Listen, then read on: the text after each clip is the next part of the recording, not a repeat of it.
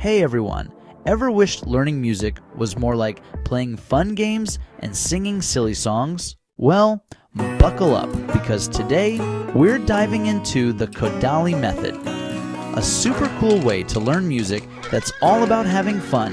Imagine learning your ABCs by playing clapping games or singing silly rhymes. That's kind of how the Kodaly Method works. Instead of being stuck with boring textbooks, the Kodaly Method uses games, songs, and movement to teach you the building blocks of music. You'll learn about rhythm by clapping along to catchy tunes, and singing silly songs helps you understand different pitches. It's like learning a new language through fun activities. The Kodaly Method also focuses a lot on singing. Just like you learn to speak by listening and copying your parents, you'll learn to sing by listening to and copying beautiful music.